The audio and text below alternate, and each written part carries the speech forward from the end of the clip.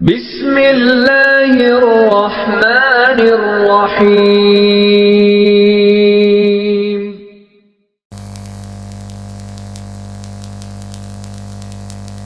السلام علیکم ورحمۃ اللہ وبرکاتہ۔ ان الحمد للہ نحمده ونستعینه ونستغفره ونعوذ باللہ من شرور انفسنا ومن سیئات اعمالنا، من يهده الله فلا مضل له ومن يضلل فلا هادي له۔ قال الله تبارك وتعالى: ذلك الكتاب لا ريب فيه۔ عن علي بن أبي طالب رضي الله تعالى عنه قال: قال رسول الله صلى الله عليه وسلم: من قال به صدق ومن عمل به أجر ومن حكم به عدل ومن دعا إليه هدي إلى صراط مستقيم۔ رواه الإمام الهمام الترمذي في جامعه۔ صدق الله العظيم وبلغنا رسوله النبي الأمي الكريم، ونحن على ذلك لمن الشاهدين والشاكرين، والحمد لله رب العالمين۔ معزز دوستو، آج 19 جنوری 2023 بروز جمعرات ہے، اور آپ کے یہاں کنگن پور ضلع قصور میں بالکل ہم ہندوستان کے بارڈر پر آپ سے عظمت قرآن کریم کانفرنس سے معنون اس پروگرام میں مجھے مخاطب ہونے کا شرف حاصل ہو رہا ہے۔ میرے دوستو، ابھی ہم نے ان خوش نصیب پڑھنے اور پڑھانے والوں کے سروں پر دستار رکھی ہے جن کے سینے میں اللہ تعالیٰ کا قرآن ہوتا ہے۔ یہ لوگ عزتوں کے قابل ہے، تبھی تو اللہ نے انہیں قرآن کی دولت سے نوازا۔ دنیا کی سب سے بڑی ڈگری PhD کی ڈگری نہیں ہے، حفظ قرآن کی ڈگری۔ ڈگری وہ ہونی چاہیے جس کی اہمیت کو، اتھارٹی کو، حجیت کو تسلیم کیا جائے، اور یہ وہ ڈگری ہے جس کی طاقت صرف سانس چلنے تک نہیں ہے، بلکہ سانس رکنے سے لے کر قبر سے اٹھنے سے جنت جانے تک ہے۔ اتنی بڑی ڈگری ہے، اتنا بڑا اعزاز ہے، مقام ہے، تو یہ لوگ عزتوں کے قابل ہیں۔ اور جو یہ ڈگری لے لیتا ہے اس کو دنیا میں رب وہ عزتوں کے تاج دیتا ہے کہ اس جیسا تاج کسی اور کو نہیں ملتا۔ آپ کہیں گے کیسے؟ حافظ قرآن نماز میں ہم کا اور میرا امام ہوتا ہے، اور امام جس جگہ ٹھہرا ہوتا ہے، امام کا مقام امامت وہ جگہ ہوتی ہے، اس کے آگے تو آگے اس کے برابر بھی کوئی نہیں ٹھہر سکتا۔ امام کا مقام ایسا ہے، آگے تو بڑی بات ہے، امام کے برابر بھی کوئی نہیں ٹھہرتا۔ یہ اعزاز دنیا کا ہے حافظ قرآن کو، آخرت کے اعزازات تو اس سے بڑھ کے۔ میرے دوستو، آپ اور ہم قرآن کی اس محفل میں جمع ہیں، تو میں صرف فضائل پہ بات کر کے مجمع کو اٹھا کر بات اختتام نہیں کرنا چاہتا، بلکہ میں چاہتا ہوں کہ آپ کے دل میں غیرت کی آگ کو جگاؤں۔ وہ غیرت کی آگ یہ ہے کہ ہم قرآن کریم حفظ کیوں کرتے ہیں اور ہمیں کیوں کرنا چاہیے۔ اس میں بنیادی نقطہ عرض کروں گا، توجہ میری طرف رکھنا، انشاءاللہ تعالی ہمارا وقت قیمتی بنے گا۔ میرے دوستو، آپ اور ہم سب کہتے ہیں ہم عاشق رسول ہیں۔ اگر ہم عاشق رسول ہیں تو پھر ہمیں رسول اللہ صلی اللہ علیہ وآلہ وسلم کی خواہش کو پورا کرنا پڑے گا۔ میرے پاک پیغمبر کی خواہش کیا ہے؟ 29واں پارہ، 29ویں پارے میں سورۃ القیامہ پہلا رکوع، رسالت مآب کی خواہش کو رب نے قرآن کریم میں ذکر کیا ہے۔ اس آیت کو پڑھنے سے پہلے میں اس کا بیک گراؤنڈ، اس کا پس منظر آپ کی خدمت میں رکھنے لگا ہوں۔ رسالت مآب پر قرآن اترتا حضور پاک کی چاہت، خواہش، نیڈ، ضرورت، حاجت، تمنی یہ ہوتی کہ یہ کلام اگلی نسلوں تک پہنچے، یہ قرآن قیامت تک آنے والے میرے ہر امتی تک پہنچے، اللہ کے کلام کو میں وہاں تک پہنچاؤں۔ اس کے لیے جتنے طریقے، اس کے لیے جتنے معاملے، اس کے لیے جتنی تیاری کرنی پڑے ہم کر لیں، لیکن قرآن کریم محفوظ ہو تاکہ اگلی نسلوں تک پہنچے۔ تو حضور پاک نے اس کے لیے ایک ترتیب یہ سوچی کہ جبرائیل آ کر قرآن پڑھے گا، میں اس کے ختم کا انتظار نہیں کروں گا، ابھی وہ پڑھ رہا ہوگا، میں پڑھ کے دہرانا شروع کر دوں گا، میں ریوائزنگ شروع کر دوں گا، میں اس کا تکرار شروع کر دوں گا، اس کو یاد کرنا شروع کر دوں گا۔ کیوں؟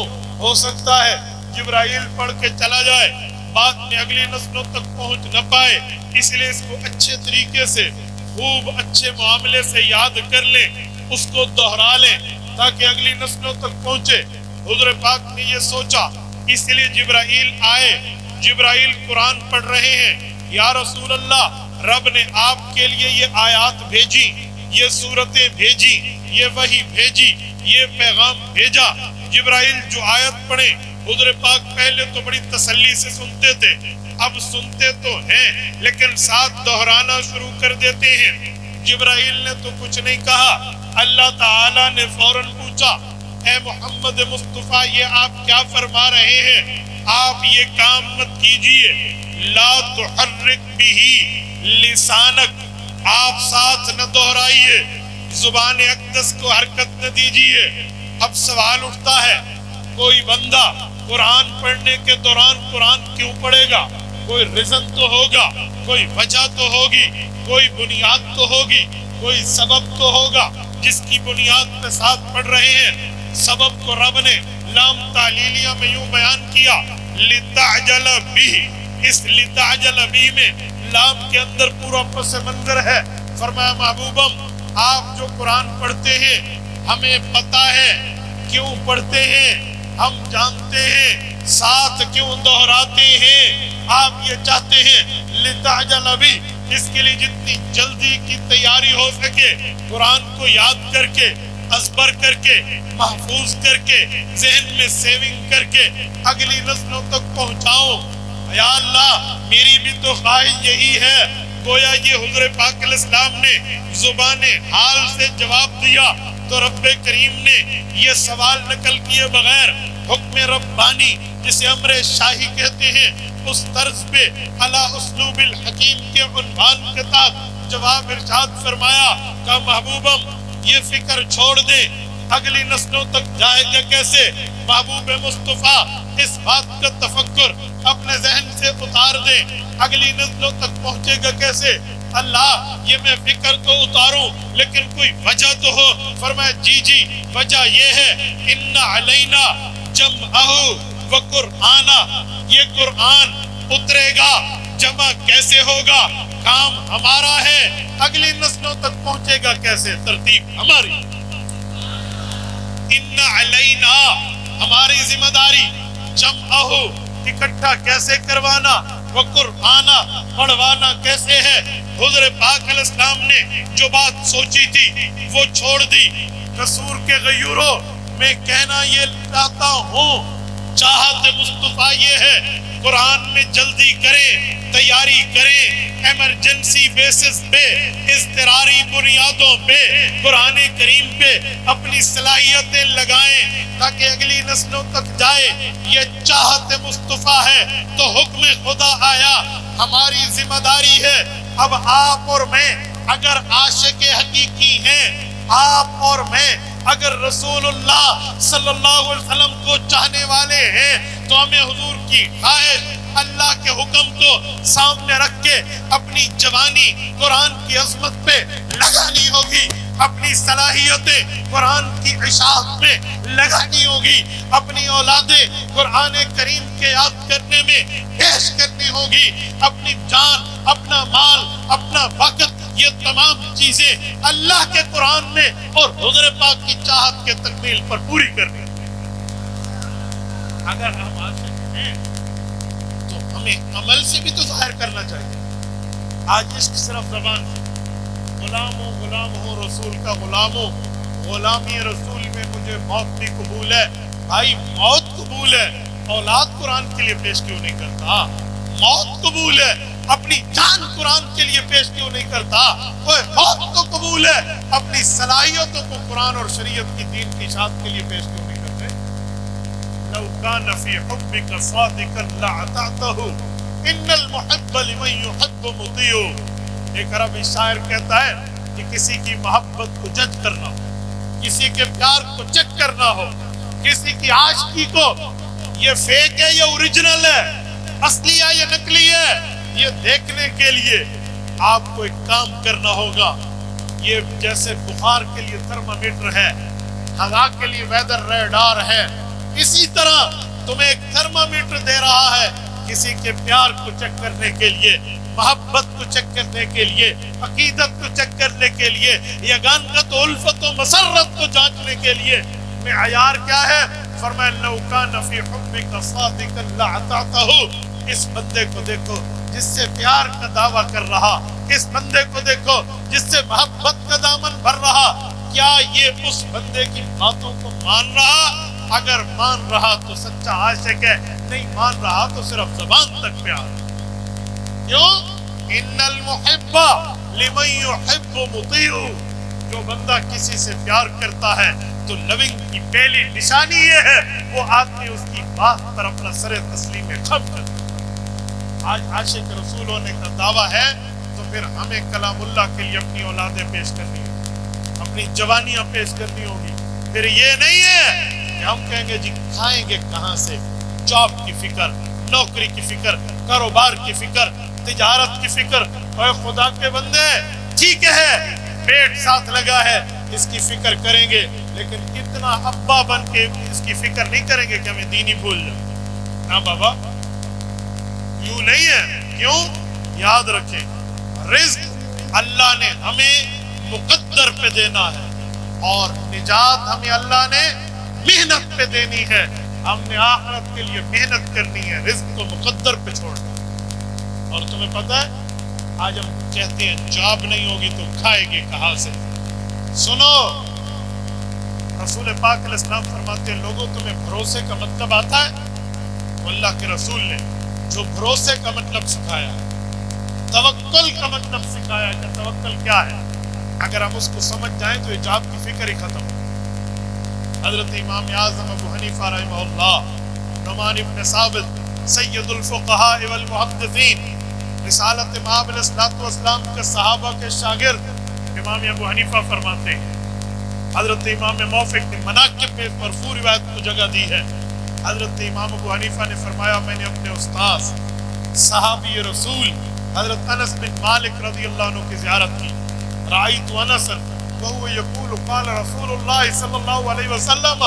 حضرت انس کو دیکھا, حضرت انس اپنے استاد رسول اللہ صلی اللہ علیہ وسلم کا فرمان پیش کر رہے تھے.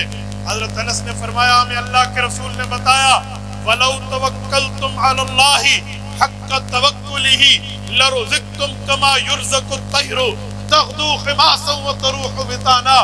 لوگو توکل سیکھنا ہو, اللہ پہ بھروسہ سیکھنا ہو, جاؤ گھونسلوں کو جا کے دیکھو, ان میں بیٹھے ہوئے پرندوں کو جا کے دیکھو, جب وہ اڑ جائیں بیٹھے ہوئے ان کے بچوں کو دیکھو.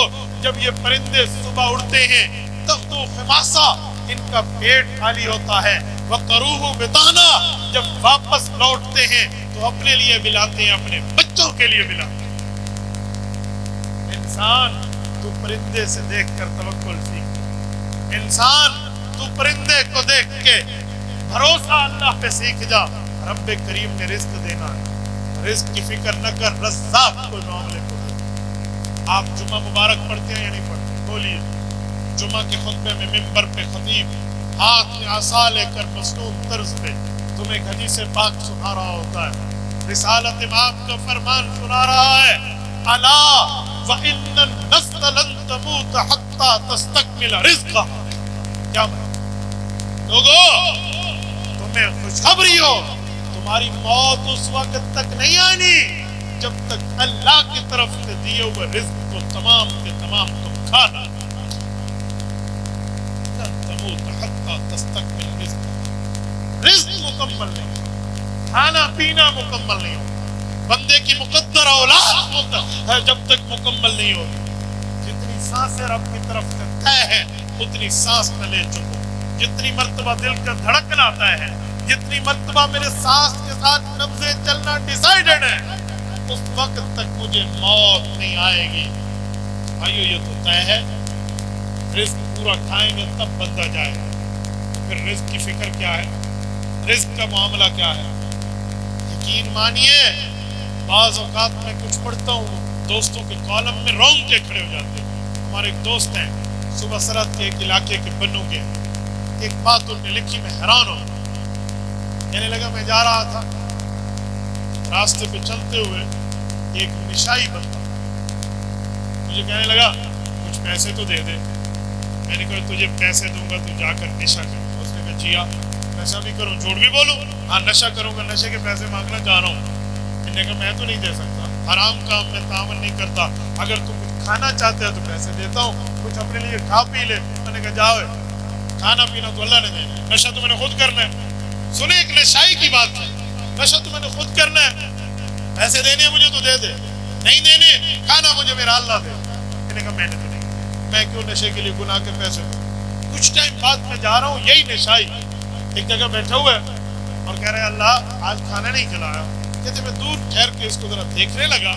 اسی اسنا میں ساتھ ولیمہ پڑ رہا اور وہاں کا ایک آدمی ایک ڈش لیے ہوئے جا رہا تھا اور اسی فقیر کے سامنے سے گزرتے ہوئے اسے ٹھٹا لگا, پاؤں میں موچ آئی تو وہ گرا اور اس کا کھانا بھی گر گیا. وہ جو چاول تھے وہ اسی کے سامنے گرے. اس کو بڑی شرمندگی ہوئی اور اس نے اسی برتن کو جھاڑا اور اٹھ کے چل پڑا کہ میں دوسرا دیگ سے ڈال لوں گا. یہی چاول بھی اس کے سامنے اتنے زیادہ پڑے تھے, اس نے کھانے شروع کیے. کہتے میں قریب سے گزرا تو وہ نشائی مجھے کہتے ہیں اللہ کے بندے میں نے تم سے نشہ کے پیسے مانگے تھے, تو نے نہیں دیا, رب نے مجھے کھانا دے دیا ہے. ہاں اس کے ساتھ آج کا تعلقات میرے خراب ہیں, اگر تعلق اچھے ہوتے تو برتن میں یار یہ تو اس کا ہم کام ہیں. میں یہ نہیں کہتا کہ کوئی نشائی بندہ نمازیوں سے اچھا ہو جائے گا, میں صرف ایک بھروسے کی بات کر رہا ہوں, ایک عنوان دے رہا ہوں. تو بھروسہ تو بڑی بات ہے بھائیو, رزق مقدر آ چکا ہے. ہاں چمن کے فلک بوس پہاڑوں سے گزرنے والا چمن کا انگور جس ٹرک کی پیٹی میں آئے گا اور اس میں نام میرا لکھا ہوا ہے تو میرے دانتوں کے درمیان آ کے رکھا, کسی کے باپ جرت نہیں ہے کہ اس کو روک دے. اور اگر میرا نام نہیں لکھا ہوگا نا وہ میرے منہ میں آیا ہوا بھی باہر نکلا. نہیں دیکھا اسپتالوں چمچ کے ساتھ پانی پلاتے وہ بھی باہر, کیونکہ جو رزق مقدر تھا وہ کھا لیا. میرے دوستو یہ جو آنکھیں پھٹی رہتی ہیں, علماء لکھتے ہیں فرشتہ آ کر کہتا ہے بندے کو موت کے وقت جتنی تیری سانسیں تھی ساری تو لیٹے, چند رہ گئے. جتنا تیرے لیے کھانا تھا تمام گندم کے دانے تو نے پیس کے کھا لی. اب ایک دانہ بھی میں پوری اللہ کی کائنات میں تیرے لیے نہیں دیکھتا. جتنا پانی تیرے لیے مقدر تھا تو سارا پی چکا, اب ایک قطرہ بھی میں تیرے لیے نہیں ڈھونڈ سکتا, تو لہٰذا موت کے لیے تیار ہو جا. کہتے اس وقت اس کی آنکھیں پڑ گئی. ایسے نہیں ہے. تو میرے دوستو کیوں نہ ہم اس فانی زندگی کو قرآن کی شاخ پہ لگائیں, دین کی شاخ پہ لگائیں, اسلام کی شاخ پہ لگائیں اور پھر اپنی اولادوں کو لے کر آئیں. سنو خواہش مصطفیٰ کی تکمیل میں جس خوش نصیب نے اپنی اولاد کو پیش کیا کل قیامت میں عزتوں کے تاج سے اٹھایا. خواہش مصطفیٰ دوست کا دوست ہوتا. رسالت مآب علیہ السلام سے اللہ کو پیار ہے. اگر ہم حضور سے پیار کرنے والے بنے تو اللہ ہم سے پیار کرے. قل ان کنتم تحبون اللہ فاتبعونی یحببکم اللہ ویغفر لکم ذنوبکم. یہ بات ہمیں اللہ کا قرآن بتاتا ہے. رسالت مآب کی زبان اقدس سے اعلان کرائے لوگوں تم چاہتے ہو تم اللہ سے ان کنتم تحبون اللہ سے پیار کرنے والے بنو, آؤ میں تمہیں رب کے پیار کا آسان راستہ بتاتا ہوں. فاتبعونی اپنے پاک پیغمبر کی بات کو مان لو تو پھر تمہیں یہ نہیں کہنا پڑے گا اللہ ہم تم سے پیار کرتے ہیں, نانا یحببکم اللہ, وہ اللہ خود تم سے پیار کرتے. بونس کیا ملے گا؟ ایک مزید پیکج کا اضافہ فرمایا وَيَغْفِرْ لَكُمْ ذُنُوبَكُمْ، اللہ کے پیار کا نتیجہ یہ ہوگا رب تمہارے گناہوں کو معاف کرے۔ میرے دوستو، اسی لیے اپنی زندگی قرآن، شریعت، دین، ایمان پہ لگا۔ رزق اللہ دے گا اور وہ دے گا، مسئلہ ہی کوئی نہیں ہے۔ کھانے کے معاملات میں لوگ پریشان ہوتے ہیں، جی نہیں، اولاد کو دین پہ لگا۔ دنیا پڑھائے میں کالج یونیورسٹیز کی تعلیم سے منع نہیں، پڑھائی ہماری ضرورت ہے۔ کالج کے پروفیسر اور کلینک اور ہاسپٹل کے ڈاکٹرز اور عدالت کے وکلاء ہماری ضرورت ہے دنیا کی، ہم بنائیں گے، لیکن پہلے مسلمان بنائیں، پہلے دیندار بنائیں، پہلے قرآن اور شریعت بنائیں۔ کیوں؟ ہمیں علامہ اقبال یہی تو سمجھا گیا ہے، یوں تو تم سید بھی ہو، مرزا بھی ہو، افغان بھی ہو، پر یہ تو بتاؤ کہیں مسلمان بھی ہو۔ آج دنیا پڑھاتے ہو، میں اسکول کا مخالف نہیں ہوں، میں اس یہودی تہذیب کا مخالف ہوں، اس غیر کی ثقافت کا مخالف ہوں جو اسکول جانے کے بعد بچے کو پتہ نہیں کون سا گھوٹا گھول کے اس کے دماغ میں ڈالتے ہیں۔ حیرانگی کی بات ہے، محبت کرنی ہے تو اسے کافر کے لباس، اچھا لگنا ہے، آئیڈیل شپ ہے تو کافر کا نظام، غیر مسلم کا۔ بھائی اگر تو نے اسے غیر المغضوب علیہم ولا الضالین کا ترجمہ سمجھایا ہوتا تو یہ نہ کرتا۔ علماء بیٹھے آپ پوچھ لیں غیر المغضوب علیہم ولا الضالین کیا ہے؟ حضرت ابن عباس کی مرفوع روایت جامع ترمذی میں الیہود والنصارى، رسالت میں آپ نے فرمایا لوگو نماز میں کہتے ہو اللہ مغضوب جس پر تیرا غصہ ہوا اس کے راستے پہ نہ چلانا، ضالین جو گمراہ ہوئے اللہ ان کے راستے پہ نہ چلانا۔ فرمایا یہ یہود و نصارہ ہے جن کی تعلیم کو ہم اپنائے بیٹھے، لارڈ مکالے کی تعلیم کو پڑھ کے ہم پتہ نہیں کیا سے کیا، خدا کی قسم منہ ٹیڑے ہو جاتے ہیں انگریزی بول بول کے، لیکن دو لفظ قرآن پاک کے پوچھ لو، قرآن تو بڑی بات ہے، دعائے قنوت بھی نہیں آئی۔ کیا بھائیو، اسی لیے پہلے قرآن پڑھو۔ میں ایک جنازہ پڑھانے گیا، جنازے کی نیت میں نے سمجھائی اور اس کے بعد یوں اللہ اکبر، ابھی اللہ اکبر کرنے کے لیے ہاتھ اٹھائے ہیں تو میرا یہ والا ہاتھ ایک لڑکے نے آ کے یوں پکڑا، سر ایکسکیوز می، وہ اس کا بیٹا تھا جو بندہ فوت ہو گیا تھا جس کی لاش آگے پڑی تھی، یہ اس کا بیٹا تھا۔ میں نے یہ سمجھا کہ شاید یہ بیٹا کہتا ہے کہ ابا کا جنازہ میں پڑھا، اگر وہ پڑھاتا ہے بہت اچھی بات ہے۔ میں نے کہا میں پیچھے ہٹ جاؤں گا، میں نے یہ مائنڈ لیا۔ جی بیٹا کہتے سر ایک بات پوچھی ہے، جی مجھے جنازہ نہیں آتا، میں 3 بار قل ہو اللہ شریف پڑھ لوں، کیڈٹ کالج کے اسٹوڈنٹ ہیں، مجھے جنازہ نہیں آتا۔ میں نے کہا میں اسکول کالج کا مخالف نہیں ہوں، لیکن یہ بات پوچھ سکتا ہوں کہ تم نے اپنے بچوں کو اس میں اتنا ہی ڈالا کہ وہ تمہیں مرنے کے بعد جنازے کا آخری تحفہ بھی نہ دے سکے؟ اس تعلیم کا فائدہ بھائی کیا فائدہ، کیا فائدہ؟ میرے ہاں ایک شخص فوت ہوا، ڈیرہ اسماعیل خان کی بات کرتا، بھائی سہیل، اس کے بیٹا ہے میرا شاگرد ہے، انہوں نے مجھے کہا استاد جی جنازہ پڑھا۔ میں نے کہا بیٹا مجھے خوشی ہو سکتا ہے تیرے ابا کی روح بھی خوش ہو کہ اگر جنازہ تو پڑھا۔ میں نے کہا میں آؤں گا، جنازہ آپ حافظ قرآن ہیں تو ٹھیک ہے۔ میں نے اس کی ہمت دلائی، دلاسا دیا اور اس نے جنازہ پڑھا۔ تینوں بھائی ہیں، تینوں قرآن کے حافظ ہیں ماشاءاللہ، اسکول کالج میں بہت اچھا پڑھے۔ جس وقت اس کی قبر میں تدفین ہو رہی ہے، میں اللہ کے گھر میں بیٹھا ہوں، میں جب بھی یہ بات یاد کرتا ہوں میرے جسم کے رونگٹے کھڑے ہو جاتے۔ تینوں حافظ قرآن ہیں۔ میں نے ان کو کہا بیٹا بیٹھو اور اپنے ابا کے سرانے اور اس کے پاؤں کی طرف قرآن آپ نے انہوں نے پڑھا۔ جس وقت وہ دفن ہو گئے تینوں نے بیٹھ کے سورۃ البقرہ پڑھی۔ مجھے رونا تو ضرور آیا بھائی سہیل کی وفات، دکھ ضرور ہے، اللہ اس کی آخرت کے منازل آسان فرمائے، لیکن اس بات پر میری آنکھوں میں خوشی کے آنسو تھے، یار جاتے ہوئے 3 اولادیں اس کی قرآن کریم کا تحفہ اس باپ کو قبر میں دے۔ کیسی خوش قسمت موت ہے یار، زندگی کی دولت لگ جائے اور یہ نعمت مل جائے کہ آپ کی اولاد مرنے کے بعد آپ کو قرآن کا ہدیہ وہی پیش کر رہی ہو اور نظر پیش کر رہی ہو، اس سے بڑے نعمت اور کیا چاہیے؟ ہمیں چاہیے ہم اپنی اولادوں کو قرآن، میں نے تبھی کہا میں صرف فضائل کی بات نہیں کروں گا، میں تمہاری غیرت کی تار کو جلانا چاہ رہا ہوں اس بنیاد پہ کہ یہ مزید اس معاملے میں سامنے آئے۔ ہمیں نبی سے محبت میں غیرت مند بھی تو ہونا چاہیے۔ میرے دوستو میں نہیں منع کرتا اسکول پڑھانے میں، آپ اسکول ضرور پڑھائیں لیکن قرآن بھی پڑھائیں، شریعت بھی پڑھائیں، دین بھی پڑھائیں۔ میں اکثر کالج اور یونیورسٹیز میں دوستوں کو کہتا رہتا ہوں، کبھی لیکچرز ہو یا کبھی آنا جانا ہو یا کبھی کوئی انٹریکشن ہو تو میں کہتا ہوں سنو، جیسے آپ کہتے ہو نا کہ ہماری چاہت ہے کہ مدرسے سے نکلنے والا ایک لڑکا عالم ہو تو ڈاکٹر، میں نے کہا میں بھی میڈیکل کالج سے فارغ ہونے والا ڈاکٹر ہو تو عالم ہم بھی چاہتے ہیں۔ کاش اگر یہ چیز ہو جائے، آج یہ چیز سوچی نہیں جاتی، سمجھے، اور عجیب دنیا کا معاملہ ہے۔ لوگ سمجھتے ہیں مولوی بن گیا بچہ، حافظ بن گیا، کیا کرے گا؟ آپ کو لوگ آئے نا کہتے ہیں آپ کا بچہ کون سی کلاس پڑھ رہا ہے؟ میں نے کہا اسکول تو پڑھے گا لیکن مجھ سے یہ پوچھو کہ تیرا بچہ کون سا پارہ حفظ کر رہا ہے؟ اسکول کیوں پوچھتے؟ اسکول نہ پوچھے، میں نے کہا آپ پوچھیں لیکن بنیاد کیوں بناتے ہو اسکول؟ اس لیے آج میرے ہاتھ چوم رہے ہو، مجھے ہاتھ ملا رہے ہو، میری زیارت کے لیے آتے ہو، کیوں؟ اس لیے کہ میں نے اسکول اچھا پڑھا؟ نہیں، دین کی وجہ سے۔ میں نے کہا پھر میری اولاد کے لیے بھی تو دین پوچھو کہ آپ دین کیا پڑھا؟ آپ میں اس لیے تھوڑی آتے ہیں کہ آپ پی ایچ ڈی ہولڈر ہیں، اس لیے تھوڑی آتے ہیں میں نے ایم فل میں ٹاپ کیا ہے، اس لیے تھوڑی آتے ہیں میں نے کوئی پتہ نہیں میتھ اسٹیٹ اور ڈبل میتھ اسٹیٹ کوئی انگلیوں میں حفظ کر کے دکھایا۔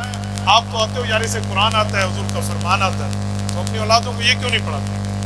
میں نے اس کا مائنڈ سیٹ کیا، میں نے کہا وہ تو میں پڑھاؤں گا اور میری گھر کا معاملہ ہے، لیکن تیرا مائنڈ تو ٹھیک ہونا چاہیے کہ کسی کے لیے عزت قرآن کریم ہونا چاہیے، نہ کہ باقی تعلیم۔ آپ بتائیں جب ہم کسی کے گھر جاتے ہیں لوگ پوچھتے ہیں آپ کا بچہ ہے ماشاءاللہ کون سی کلاس پڑھتا ہے؟ کبھی پوچھا کون سا پارہ پڑھتا ہے؟ کبھی پوچھا کون سے رکوع پہ حفظ کر رہا ہے، کون سی صورت ہے؟ موت پڑتی ہے۔ بنیادی وجہ یہ ہے نہ خود اہمیت دی ہے نہ اگلے کو اہمیت دیتے۔ بنیادی ہم نے قرآن کریم کو صرف 3 چیزوں کے لیے رکھ دیا ہے۔ ہاں جی بچہ پیدا ہوگا تو پڑھیں گے، فوت ہوگا تو پڑھیں گے، نکاح پڑھا جائے گا تو پڑھیں گے۔ قرآن اس لیے تبیان لکل شیء، قرآن کریم کے معاملات، قرآن کریم کی باتیں، قرآن کے احکامات، تعلیمات، فرمودات، اشارات، یہ کہاں جائے گا؟ یہ دوستو قرآن کریم کے لیے اپنی زندگیاں لگانی، اور عجیب دنیا، عجیب انسانیت۔ آج ہمارے یہاں ایک روش چلی ہے، کیا کہتے ہیں فلاں بندہ پڑھا لکھا۔ یہ بات ہم کبھی عالم دین کے لیے نہیں، میں بڑے درد دل سے کہتا ہوں، مجھے پتہ ہے میری اس بات میں بڑے بڑے حلقوں میں آگ لگا سکتا۔ پڑھا لکھا کسے کہتے ہیں؟ جو اسکول کالج میں کوئی عالم ہو، حافظ ہو، شیخ الحدیث ہو، شیخ التفسیر ہو، محدث ہو، مفسر ہو، فقیہ ہو، مفتی ہو، یہ نہیں کہیں گے پڑھا لکھا۔ کیوں؟ پڑھا لکھا ہونا دین کی چیز نہیں ہے۔ کورو پانڈو کے قصے اور ٹوئنکل ٹوئنکل لٹل اسٹار پڑھنے والا صرف پڑھا لکھا ہے، اور الحمد سے والناس تک قرآن کریم کا مجود اور قاری اور حافظ اور عالم اور مفسر یہ پڑھا لکھا نہیں ہے۔ یہ مجھے تجربہ ہوا ہے، بعض اوقات میٹنگ پہ بیٹھ لوگوں سے گفتگو کر کے، 4 بندے ایک ٹیبل پہ بیٹھے ہو، فلاں فیملی ماشاءاللہ بڑی پڑھی لکھی۔ اسی طرح ایک جگہ بات چل رہی تھی، میں ایک جگہ موجود تھا، جس کے لیے اس نے کہا کہ فلاں فیملی پڑھی لکھی ہے، مجھے بھی ان کا احترام ہے۔ ان کا ایک فیملی ممبر بیٹھا، میں نے ایسے اس کے ہاتھ پہ ہاتھ رکھا، میں نے کہا 2 منٹ صبر، مجھے اس کا تھوڑا سا آپریشن کرنے دو۔ میں نے کہا اس کا خاندان پڑھا لکھا ہے؟ جی میں نے کہا ان کے خاندان میں تو حافظ کوئی نہیں ہے، عالم بھی کوئی نہیں ہے، اور ظاہراً دیندار بھی کوئی نہیں ہے، پڑھا لکھا کیسے ہے؟ میرا مطلب ہے پڑھا لکھا ہے۔ میں نے کہا پڑھا لکھا کیسے ہے؟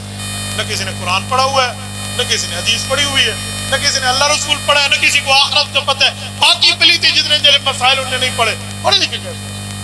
ہاں میرا مطلب ہے اسکول کالج پڑھے ہوئے ہیں۔ میں نے کہا یوں کیا ہے نا، اسکول کالج پڑھے لکھے ہیں، یہ کیوں کہتے ہیں پڑھے لکھے؟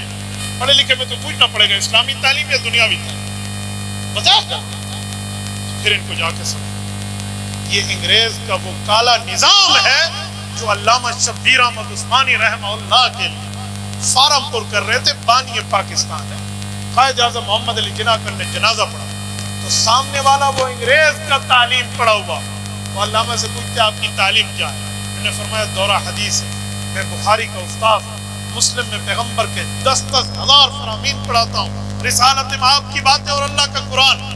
اس نے کہا میرے آپشن میں ہے میٹرک ہے، ایف اے ہے، بی اے ہے، ماسٹر ہے، ایم فل ہے، پی ایچ ڈی ہے، اس میں قرآن نہیں ہے، دوسرا خانہ ان پڑھ کا ہے تو لہٰذا میں ان پڑھ ہی لکھ لوں گا۔ لو انہوں سے اب میں نے کہا نا کہ اس میں بڑے بڑے لڑکے حلقوں میں آگ لگنی ہے تو لگنی ہے تو اتنا 10 دفعہ لگے، حق بیان کرنے میں کون سا پرابلم ہے؟ اگر ہم حق کے لیے گونگے بن گئے تو گونگے شیطان میں اور اس مولوی میں کیا فرق ہو جائے گا؟ بھائیو الفاظ ٹھیک بولو، قرآن کی تعلیم کو رواج ٹھیک کرو۔ سنو میں ایک جملہ کروں، آپ کو پتہ ہے حضور پاک علیہ السلام نے اللہ سے دعا کر کے آپ کے اور میرے لیے ایک پیکج منظور کروایا ہے۔ پیکج، وہ پیکج کیا ہے؟ پوری فیملی جنت والی بن جائے، پوری فیملی جنتی بن جائے۔ سیدنا علی المرتضیٰ فرماتے ہیں، مسند احمد میں حدیث ہے، حضرت علی رضی اللہ عنہ نے فرمایا، عن علی رضی اللہ عنہ قال قال رسول اللہ صلی اللہ علیہ وسلم، حضور پاک نے فرمایا، من قرأ القرآن وعمل بما فيه فاستحل حلاله وحرم حرامه ادخله الله الجنة وشفعه من آل بيته كلهم عشرة كلهم وجبت عليه النار۔ لوگوں کو جنت جانے کا پیکج یہ ہے کہ جس نے قرآن پڑھا، اس کے مطابق عمل کیا، اس کے حلال کو حلال جانا، اس کے حرام کو حرام جانا، اللہ اس شخص کو جنت دیں گے اور اس سے پوچھیں گے، میرے قرآن کے محافظ، کیا تیری فیملی میں کوئی 10 لوگ ایسے ہیں جن کے لیے جہنم کے لیے الاٹمنٹ لکھ چکی ہو، جہنمی ہونے کا نام لکھ چکا ہو؟ وہ کہے گا 10 بندے۔ فرمایا 10 بندوں کا پیکج ہے، ان جہنمی بندوں کو لے کر آ جا جو گناہوں کی بدولت وہاں پہ جا چکے لیکن تھے صاحب ایمان، ان کو بھی اپنے ساتھ جنت میں اٹھانا۔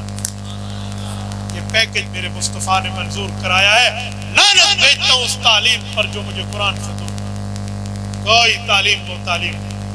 میں ان کے معاملات کو یونیورسٹیز لیول تک جانتا ہوں، لیکن اگر دین سے دور کرنے والی تعلیم ہے نا تو یوں پاؤں کے ٹھڈے سے اسے یوں ٹھوکر ماریں گے جیسے چٹیل میدان میں فٹ بال کو کک ماریں گے۔ عجیب معاملہ، عجیب نظریہ۔ مجھے اللہ نے ہدایت دی ہے والد کی اس زندگی سے جس کو بے دینی کی زندگی کہتے ہیں، جس کو انگلیوں پہ گانے یاد ہو، جس کو انگلیوں پہ فلم یاد ہو، جس کو انگلیوں پہ ان فلم اسٹاروں کے نام یاد ہو، لیکن رب نے ہدایت دی۔ میں اس میدان میں آیا ایک عرصے کے بعد بات کرنا۔ میں اپنے اس والد، وہاں کے ایک پروفیسر، میرے ڈائریکٹ استاذ نہیں تھے لیکن ہمارے زمانے میں استاذ تھے، میں ان کے استاذوں جیسی قدر کرتا تھا۔ ان سے ہم نے پاک اسٹڈی بھی پڑھی تھی اور باقی 1-2 معاملات میں بھی ان سے شرکت کی تھی۔ ان کی کلاس میں نے بڑی عزت احترام سے ان کو ملا۔ مجھے کہنے لگے، میرے وہ کالے زمانے کے نک نیم لے کر کہتے مجھے ایک بات ہے۔ میں نے کہا جی فرمائیے۔ وہ ایک گانا تھا اس زمانے میں آپ سنایا کرتے تھے، وہ آپ سنا سکتے ہیں؟ اس وقت مجھ سے یہ ڈیمانڈ کرنا میری داڑھی اور ٹوپی کی میں نے توہین سمجھی۔ میں اپنے پگڑی داڑھی کی توہین سمجھی۔ سر میں سنا دیتا ہوں لیکن ایک چھوٹی سی مانگ میری بھی، بتائیں ایمان مفصل ایمان مجمل آپ سنا دیں، بچی نابالغ اور بچہ نابالغ کا جنازہ آپ سنا دیں، جس فلم کے گانے کے ڈیمانڈ کریں گے نہیں ہو سکتے۔ دیدہ بھائی سر آئیے، منہ پر ایسے 11:15 12 ساڑھے 12 بجے سمجھ آ گیا کہ کس سے بات ہے۔ میں نے کہا اور کچھ ہوتا گیا لانا تو میں لا دینا کی بس۔ چھٹو جی پریشان کیوں ہو گئے؟ چلو چھوڑو مجھے چھٹا سنا دو، چھٹا کلمہ بسم اللہ۔ چھٹے کلمے کا نام کیا ہے؟ جرأت کر مجھے نام بتا۔ اور آپ ڈیمانڈ کر رہے ہیں اس سے جس کو رب کریم نے ہدایت کے میدان میں اتارا اور وہ ان جیسے معاملات پہ لعنت بھیج کے ایک طرف ہو گیا، اسے کہتے ہو مجھے دوبارہ وہ چیز سنا دے۔ وہ سنانے کے تیار ہے، ذرا بسم اللہ اپنے مسلمان ہونے کے لیے ایمان مجمل تو سنا دیں۔ بسم اللہ الرحمن الرحیم جتنی 2 بار بسم اللہ پڑھنے جتنی ایمان مجمل ہے، بسم اللہ۔ جی جی، لیکن چونکہ چنانچہ گویا شرم کر لیں، یہ انسانیت ہے، یہ حالات ہے۔ آج ہم دین کی تعلیم کو کوئی تعلیم سمجھتے ہی نہیں ہے۔ وہ تو میرے استاذوں کے درجے کا تھا تو اس لیے میں نے رعایت کی ہے۔ شاید کوئی اور معاملہ ہوتا تو مجھے ایک نہیں پھر 10 جوابات اپنے پاس محفوظ رکھتے ہیں۔ میرے دوستوں، میری بات کا مطلب ہے کہ یہ نہ سمجھو کہ مولوی کسی میدان میں پیچھے ہو جائے، یہ مولوی کو یہ کر دیا جائے گا۔ مولوی، میں سمجھانے کے لیے ایک بات کرتا ہوں، چلو ایک بطور مزاح بھی آپ سے ایک بات کر لوں۔ میں کہتا ہوں مولوی سے کبھی آگے بڑھنے کی کوشش میں کروں، مولوی کے پیچھے چلا۔ لوگ کہتے ہیں کیا مطلب؟ میں نے کہا پیچھے رہو گے تو زندہ رہو گے، آگے بڑھو گے تو مر جاؤ گے۔ کہتے ہیں کیا مطلب؟ آپ ہمیں قتل کی دھمکی دے رہے ہیں؟ جی نہیں میں تو آپ کو قتل کی دھمکی نہیں دے رہا، تو پھر کیوں کہتے ہو مولوی کے آگے بڑھے گا تو مر جائے گا؟ میں نے کہا دنیا کا تجربہ ہی ہے یہ، جو مقتدی ہوتے ہیں وہ امام کے پیچھے ہوتے ہیں، پچھو امام دے اللہ ہو، ہاں امام کے پیچھے اللہ اکبر کر کے ٹھہرے ہوتے ہیں، زندہ ہوتے ہیں مردہ ہوتے ہیں؟ زندہ ہوتے ہیں۔ اور جو آگے امام کے سویا ہوتا ہے 4 تکبیر اللہ ہو، وہ کون ہوتا ہے؟ پھر آگے تو نہیں بڑھنا چاہتے، مولوی کے پیچھے ہی چلے۔ کیا دنیا میں آپ نے علماء کو ویلیو دی ہے؟ یار کیا بات ہے، آپ کے مدرسے والوں، شاید میں سفر کی تھکاوٹ میں تھکا ہوا اس جگہ بیٹھا تھا جہاں ہمارے مخدوم بیٹھے، میں نے دیکھی نا دستار بندی میں ان کے لیے جو پگڑی آئی ہے وہ سنت جبرائیل،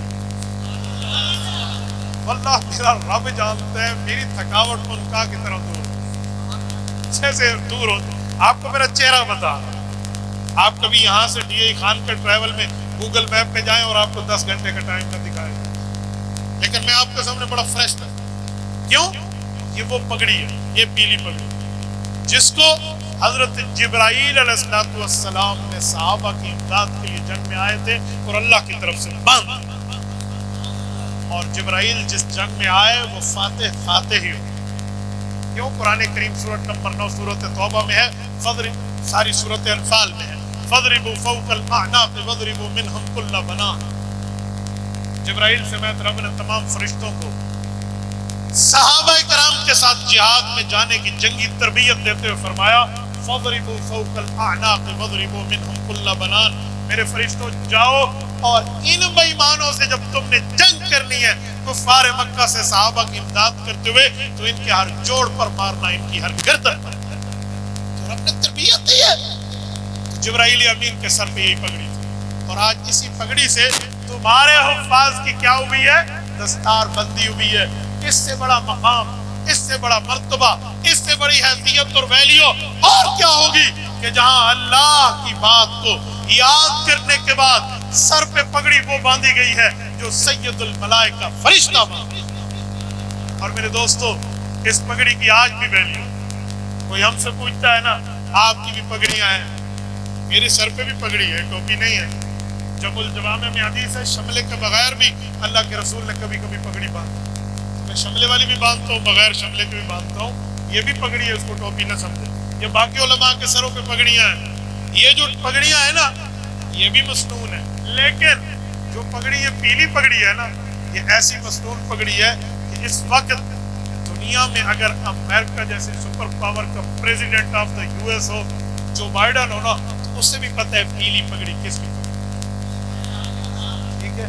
فرانس جیسے پریزیڈنٹ نکوزی کو بھی پتہ ہے کہ پیلی پگڑی کس کی پگڑی۔ یقین مانیے میں حیران ہو جاتا ہوں، پیوٹن کے اور رشیا کے پریزیڈنٹ ولادیمیر پیوٹن کو بھی پتا ہے یہ پگڑی کس کی پگڑی ہے، اور اس وقت انڈیا میں بیٹھا ہوا نریندر مودی بھی جانتا ہے یہ پگڑی کس کے سر پہ سجی ہوئی ہے۔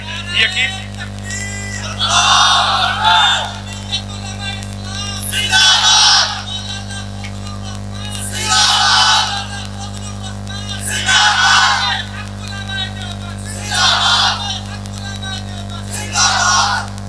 یہ وہ پگڑی ہے جس کا تعارف اس طرح موجود ہے۔ یقین مانے آپ نے اپنے طلباء کے لیے اس پگڑی کا انتخاب کیا، میں آپ کو دونوں ہاتھوں سے سنا۔ کیا بات ہے تمہارے حسن انتخاب، کیا بات ہے تمہارے حسن انتخاب کی۔ میرے دوستو ایک جملہ سمجھانے کے لیے مزید کہنے لگا، اس پگڑی کی طاقت آپ نے دیکھنی ہو نا، 2013 کا اس وقت کی ملت قادیانیت کا ہیڈ آف ڈپارٹمنٹ، پورے قادیانی ڈپارٹمنٹ کا ہیڈ ہے مرزا مسرور، اس کا ایک کلپ، اس سے پی ٹی آئی کی ایک لڑکی سوال کرتی ہے کہ آپ ہمارا ساتھ دیں، ہم فریڈم آف دا ریلیجن۔ تو وہ مرزا مسرور جو قادیانیوں کا سربراہ آل ورلڈ، وہ کہتے ہوئے تو ایک لڑکی ہے، تیری جماعت کے چیئرمین نے بھی مجھ سے ووٹ اور سپورٹ مانگی تھی کہ ہمارا تعاون کرو، ہم آپ کو اسمبلی میں حق دیں گے۔ تو مرزا مسرور کہتے ہیں میں نے عمران خان کو کہا تھا کہ جب تک یہ پگڑی والا، مولانا فضل الرحمان کی طرف اشارہ کیا، اس پگڑی والے کی طاقت اسمبلی میں ہے، تیری دال نہیں گلتی۔ پتہ ہے کیوں نہیں گلتی؟ مرزا مسرور کو پتہ ہے کہ جو اس کا دادا تھا نا مرزا ناصر، اس کا باپ ہے مرزا طاہر، مرزا طاہر کا باپ ہے مرزا ناصر، جو اس کا دادا تھا نا اس کی منجی اسی پیلی پگڑی والے مفتی محمود نے 1973 میں ٹھوکی۔ اس کو اچھی طرح پتا ہے کہ میرے دادے دی منجی اس ٹھوکی سے بہت اچھی طرح وہ جانتا ہے، اس لیے وہ اس کو کہہ رہا ہوں تو بچونگڑا ہے، چیئرمین بنا پھرا، تجھے کیا پتا اوے جب تک یہ پیلی پگڑی والا موجود ہے۔ میں نے کہا سنو خوش قسمت تو پاکستان والوں، تم 2 دن پہلے ہماری قومی اسمبلی میں ایک بل منظور کی، اس بل کا نام ہے ناموس صحابہ و اہل بیت بل۔ مولانا چترالی نے پیش کیا اور ہمارے اسپیکر جمعیت علماء اسلام کے ڈپٹی جناب زاہد اکرم درانی کی دستخط کے ساتھ اور پورے ایوان کی حمایت کے ساتھ منظور ہوا۔ پتہ وہ بل کیا ہے؟ جس خبیث انسان نے خود سے باطن کا اظہار کرتے ہوئے رسول اللہ کے صحابہ یا رسول اللہ کی اہل بیت کی طرف میلی آنکھ دیکھی نا، عمر قید کی سزا پوری زندگی جیل میں اس کی سڑتی رہی۔ یہ بھی جمعیت علماء کی محنتیں ہیں۔ اور میں ایک جملہ کہتا ہوں، سنو اے مرزا مسرور، تیری تو الگ بات ہے، ہم نے تیرے چھوٹے بہن بھائیوں کی بھی منجی ٹھوک کے رکھی۔ تو اپنی بات کرتا ہے، جو پیغمبر کے صحابہ اور اہل بیت پر بھونکے گا انہی منجیوں سے ٹھوک دیتی ہے، تو پڑھتے بھائی یہ کوئی بات ہے؟ علماء کو رب پاور میں لائے، پھر آپ دیکھیں کہ معاملہ ہوتا کیا۔ ابھی تو ہمارے 14 MNA ہیں، 14 MNA پر ہے۔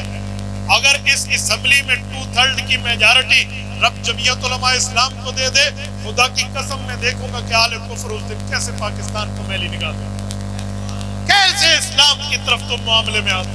کیا معاملہ ہے یار؟ کیا آپ نے علماء کو دیکھا نہیں ہے؟ آپ نے سمجھا نہیں ہے؟ کرپشن سے پاک سیاست ہے تو علماء کا۔ میرے صوبے میں الحمدللہ علی ذالک 2 دن پہلے اس تباہی گورنمنٹ کی جان چھوٹ گئی ہے، اور ہمارے جمعیت علماء کے گورنر نے اس یہودی تہذیب سے بنائی ہوئی گورنمنٹ پہ آخری دستخط کر کے ان کو دفن کر دیا۔ 9 سال ان کی حکومت رہی ہے، اور مولانا فضل الرحمان ہمارے اسی صوبہ سے ہیں، ہمارے اسی ضلع سے، جن پر ان کی 9 سال حکمرانی رہی ہے۔ مجال کے 1 روپے کی کرپشن یہ اس میں ثابت کر سکتے، 1 روپے کی۔ 2 3 دفعہ وزیر اعظم کو تو تم نے وہاں بٹھا دیا عدالتوں میں، 5 سال کے صدر کو تم نے نیب کے چکر لگوائے، اس بابے دے اگے آنے دی تمہاری جرت کوئی نہیں، اس کے سامنے آ کر بات کر 1 روپے کی کرپشن۔ اور میں لگے تو ایک جملہ بھی کہہ دوں، حضرت مولانا نے علماء پہ لگا ہوا ایک الزام بھی دھو دیا۔ وہ کیا ہے؟ جو کہتے ہیں مولوی دہشت گرد، مولوی دوسرے کے اموال کو نقصان دیتے ہیں۔ جی نہیں، 2019 میں آزادی مارچ کا قافلہ مولانا وہاں سے لے کر چلے، کراچی سے، کراچی کے ساحل سے اسلام آباد کے فلک پوسٹ چوٹیوں تک گئے، 1500 کلومیٹر کا فاصلہ بائی روڈ لاکھوں آدمیوں نے طے کیا، کسی ایک دکان کا شیشہ نہیں، کسی ایک روڈ کا گملہ نہیں۔ لاہور میں میٹرو بھی جاری تھی اور مولانا کا بیان بھی جاری۔ اسلام آباد کی انہی آنکھوں نے دیکھا، میرے انصار الاسلام نوجوانوں نے ایمبولینسز کو یوں راستہ دیا جیسے راستہ دینے کا حق۔ کیا مارچ چل رہا ہے، کیا وہ جو ہے نا پولیٹکس کے پروٹیسٹ چل رہا ہے، لیکن ایمبولینسز کو راستہ دیا جا رہا ہے۔ یہاں ایک چھوٹے سے وزیر کو پروٹوکول لگ جائے، مریض ایڑیاں رگڑ کے مر جاتے ہیں، اسپتال تک نہیں جاتے۔ علماء کو رمن کوئی دہشت گرد نہیں۔ تمہیں پتہ ہے 1947 سے ملک پاکستان سلطنت خداداد مہاراز وجود میں آئی، آج 2023 75 سال ہونے کی ہم جو ہے نا کیا کہتے ہیں وہ پلوٹینیم جبلی منا چکے ہیں۔ سلور 25 پہ تھی، گولڈن 50 پہ تھی، پلوٹینیم یہ ہماری 75 پہ ہے، اور ڈائمنڈ جبلی ہماری 100 پہ ہوگی انشاءاللہ۔ پلوٹینیم جبلی کے بعد اس ملک میں کوئی ایک مظاہرہ آپ نہیں دکھا سکتے سوائے علماء کے جس مظاہرے میں کوئی بدامنی نہیں۔ بڑے بڑے خود کو پرامن کہنے والے اپنی حکومتوں میں نکلتے ہیں تو پھر بھی کوئی نہ کوئی ڈرامے بازی، لیکن علماء 14 دن وہاں بیٹھے ہیں۔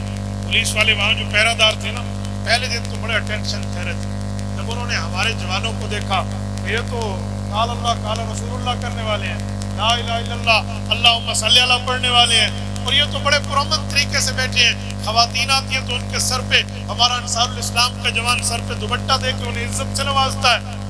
اگلے دن پولیس والے آرام سے بیٹھ کے پہرا دینے کے لیے بیٹھ گئے تھے اور ہمارے نوجوان پہرا دیتے कि हमें आप पर कोई मसला नहीं। तो मेरे दोस्त, हाँ नमाजें भी हमारे साथ पढ़ते थे। तो मेरे दोस्तों, मैं समझा रहा था उलमा दहशत गर्द, उलमा पुरअमन, तो अपनी औलादों को आलिम बनाए, दुनिया में भी इज्जत, आखिरत में भी इज्जत के ताज पहनाए जाएंगे। करोगे इंशाअल्लाह? जितने दोस्त बैठे हैं सारे करेंगे। अल्लाह आपको खुशो खुरम रखे। जज़ाकुमुल्लाह। मेरे बयान आपके सामने हो गया है। मेरे बयान पे कोई फड्डा नहीं। अगर तुम्हारी पर्ची से कोई फड्डा पाया जाए ना, हुजूर पर्ची अलग मुफ्ती अब्दुल वाहिद के बयान दे जे सवाल और जे जवाब जैसे मुंह और उसी तरह का या तो प्यार होगा या उसी तरह का थप्पड़ तैयार। मौला सवाल है, कोई बंदा कहता है नमाज में रफ़ुल यदैन करना सुन्नत है या नहीं है, और रफ़ुल यदैन पेश करने में फ़र्क फरमा दें। रिसालत इमाम अलैहिस्सलाम ने नमाज पढ़ी है, शुरू में रफ़ुल यदैन फरमाया, हुज़ूर पाक अलैहिस्सलाम फरमाया करते थे, लेकिन बाद में अल्लाह के रसूल ने मना कर दिया, छोड़ दो, और रिसालत इमाम अलैहिस्सलाम ने उसको छोड़ा है। सही मुस्लिम जिल्द नंबर 1 सफ़र नंबर 181 हदीस पाक हज़रत जाबिर इब्न समुरा रज़ियल्लाहु अन्हु की सही मौजूद है। हज़रत जाबिर फरमाते हैं, खरज रसूलुल्लाह सल्लल्लाहु अलैहि वसल्लम व कुन्ना सल्लैना, हम नमाज नफल गालिबन अपनी कह रहे हैं, हम ये पढ़ रहे थे, हुज़ूर पाक तशरीफ लाए और हमें रफ़ुल यदैन करते देखा। ये वो वक्त था जब हुज़ूर ने छोड़ दिया था। तो हुज़ूर ने फरमाया, माली अराकुम, मुझे क्या हो गया, मैं तुम्हें देख रहा हूँ, राफ़िई ऐदीकुम, तुम रफ़ुल यदैन कर रहे हो, कअन्नहा अज़नाबु खैरिन शुम्सिन उस्कुनु फिस्सलाह, शरीर घोड़ों की तरह तुम न हिलाओ, नमाज में सुकून इख्तियार करो। ये लफ्ज़ मेरे पाक पैगंबर के, मेरे नहीं। सही मुस्लिम जिल्द अव्वल सफ़ा 181 उठाएं। जब नबी पाक ने किया, हमने एहतराम किया, हुजूर ने छोड़ दिया, अब भी हमने एहतराम किया। तो जिसे नबी छोड़ दे, मैं उसे तदफीन के बाद कब्र पे अव्वल आखिर सूरतुल बकरा पढ़ना कहाँ से साबित है? मुस्तदरक के हाकिम में रिवायत मौजूद है। इसके अलावा सुनन कुबरा बैहकी में भी रिवायत मौजूद है। खवातीम में बकरा, अवाइल बकरा, बकरा का पहला रुकू एक तरफ, बकरा का आखिरी रुकू दूसरी तरफ, ये आप वफात के बाद मैयत की कब्र पे ठहर के पढ़ सकते। असर की अजान के बाद मिसले सानी से पहले पढ़ दी जाए। असर की अजान अगर मिसले सानी से पहले पढ़ दी जाए तो क्या हुक्म है? मेरे दोस्तों, नमाज असर का टाइम हुजूर पाक ने बताया। असर के टाइम किसी फकीह की बात नहीं है, मेरे पाक पैगंबर ने बताया है। तवज्जो रखना, मैं पूरी हदीस पढ़ के तुम्हें समझाने लगा। हुजूर पाक ने फरमाया, मेरे सहाबा, सही रिवायत से यहाँ तब मौजूद है, फरमाया 3 मजदूरों का किस्सा सुनाऊं? या रसूलुल्लाह सुनाए। का एक मजदूर है, उसने सुबह से जोहर तक काम किया, एक है जिसने जोहर से असर तक किया, और एक है जिसने असर से मगरिब तक किया। 3 मजदूरों ने मजदूरी की, लेकिन जो तीसरे का अजर है वो पहले 2 के बराबर है। तो या रसूलुल्लाह, तीसरे ने तो बहुत थोड़े वक्त में कुर्बान वो किया है, मजदूरी की है असर से मगरिब, लेकिन इस बंदे को ज्यादा उजरत उनके बराबर दी जा रही है जो सुबह से जोहर, जोहर से असर। फरमाया, जी हाँ। तो या रसूलुल्लाह, मजदूर कौन है?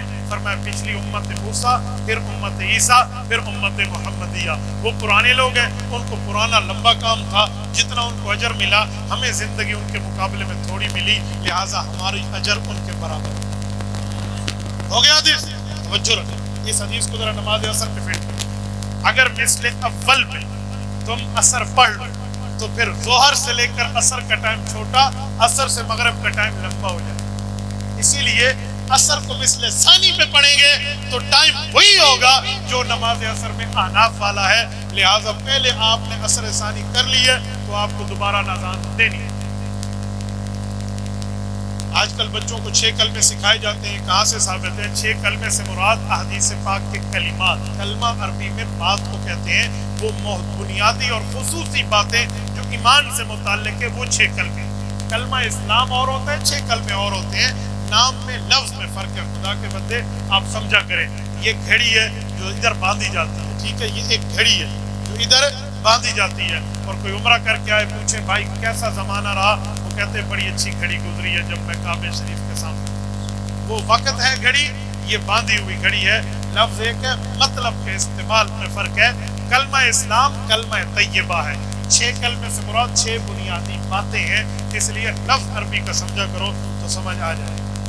जमात खड़ी होने से पहले नमाजियों को ऊंची आवाज में सलाम करना कैसा है? नमाज का इंतजार करने वाला भी नमाजी होता है, क्योंकि नमाज का सवाब मिल रहा होता है, इसलिए बेहतर है कि उसे सलाम न किया जाए, क्योंकि वो पहले से एक इबादत में मौजूद है। इसलिए नमाज के इंतजार वाले को सलाम न करने को। لیکن کوئی کر لے تو ہم اس کو بےمان بھی نہیں کرتے. تسی کل ڈنڈا چک لو مولوی منع کیتے ہیں. میں ایک آداب کی بات آپ کو سکھا. جس طرح علم علماء کو وراثت میں ملا اس طرح سیاست بھی وراثت میں ملی ہے. جی ہاں میرے دوستو اس سیاست کے فریضے کو بھی رسول اللہ صلی اللہ علیہ وسلم نے علماء کے حوالے کیا. صحیح بخاری جلد اول کتاب الانبیاء باب حدثوا عن ذکر بنی اسرائیل ولا حرج. اس کے تحت حضرت ابو ہریرہ رضی اللہ عنہ کی حدیث ہے. حضور پاک نے فرمایا سنو آپ پاک پیغمبر کا فرمان. حضور نے فرمایا کانت بنو اسرائیل تسوسهم الانبیاء کلما هلك نبی خلفه نبی فانه لا نبی بعدی فسيكون بعدی خلفاء فيكثرون. فرمایا لوگو انبیاء کرام آتے تھے وہ نبی بھی ہوتے اسلامی سیاستدان بھی ہوتے. حضور نے فرمایا میں آخری نبی ہوں اور اسلامی آخری سیاستدان ہوں انبیاء سے. صحابہ نے سوالیہ نظروں سے اللہ کے رسول کو دیکھا کہ اب آپ کے بعد تو نبوت ختم ہو گئی, لا نبی بعدی, تو اسلامی سیاست بھی ختم ہو گئی. حضور نے فرمایا جی نہیں, فَسَيَكُونُ بَعْدِي خُلَفَاء, میرے بعد علماء میرے نائبین آئیں گے, فَيَكْثُرُونَ, اور کئی آئیں گے اور وہ سیاست اسلامیہ سنبھالیں. تو جس عالم نے مصلی امامت نبی کے حوالے کی, جس نبی نے عالم کو مصلی امامت دیا ہے, منبر خطابت دیا ہے, خانقاہ کی جو ہے نا کیا کہتے ہیں ذمہ داری دی ہے, تدریس دی ہے, تعلیم دی ہے, تجوید دی ہے, تصوف دیا, تبلیغ دیا, جہاد دیا, اسی نبی نے سیاست اسلامیہ میں عالم کو نبی کا وارث. اس لیے عالم نبی میں سیاست نبی کا, سیاست اسلامیہ میں وارث. سوال نمبر 2, جو لوگ علماء اور دین کے لیے مال جان سب کچھ لٹا دیتے ہیں, ووٹ نہیں دیتے, تو اس بارے میں بتا دیں. ان کا وہی حال ہے. ایک مرتبہ میں سن رہا تھا ایک عالم دین کی بات, وہ فرما رہے تھے کون کون اس مسجد کے لیے 1000 روپیہ دیتا ہے. تو لوگوں نے ہاتھ کھڑا کیا کہ قائد تیرا ایک اشارہ, حاضر حاضر خون ہمارا. تو آگے خون دے دے, 1000 روپیہ نہیں دیتے. ٹھیک ہے, خون دیتے ہو 1000 روپیہ تو نہیں دیتے. یہ حال ہے. مولوی کے لیے جان بھی دے دیں گے. جب عالم کو کامیاب کر کے اسمبلی میں پہنچانے, جیسے ووٹ تھے اپنے وڈیرے انہوں دینے, اتنے ساری قومیت کا مسئلہ ہے, اتنے سانو گلی بڑھا کے دے گیا, نالی بڑھا کے دے گیا, میرے پتر دی نوکری لوا دیتی ہوں, میں کی کرا اجی نوکری لوا دیتی ہے, پلو لوائی ہے. ہاں وہ تو حکومت کے کھاتے سے گئی ہے, پلیوں تو نہیں دیتی نا. کیا کہہ رہے ہیں آپ بھائی؟ کہ عالم دین جائے گا تو آپ کے لیے کرپشن کا دروازہ بند کر دے. اس لیے علماء کے ساتھ پاکستانی سیاست میں علماء کا کردار کیا ہے؟ جسے سنجیدہ سیاست کہتے ہیں نا, وہ ہے ہی علماء کی سیاست پاکستان. باقیوں کی سیاست تو تیری ماں اور تیری بہن کی سیاست ہے, ٹھیک ہے, تو ہے ہی سیاست علماء کی. اس لیے جس کو سیاست اسلامیہ کہا جاتا ہے وہ ہے ہی علماء کی. اس کردار پہ کون سی بات ہے خدا کے بدلے. علماء کا سیاست میں آنا کیوں ضروری ہے؟ اس لیے کہ وہ نبی کا وارث ہے. اور کوئی سوال ہے تو لکھتے ہوئے بھیجو. اللہ آپ کو فرم رکھے, صراط مستقیم پہ رکھے. اقول قولی ھذا واستغفر اللہ وآخر دعوانا الحمد للہ رب العالمین. آپ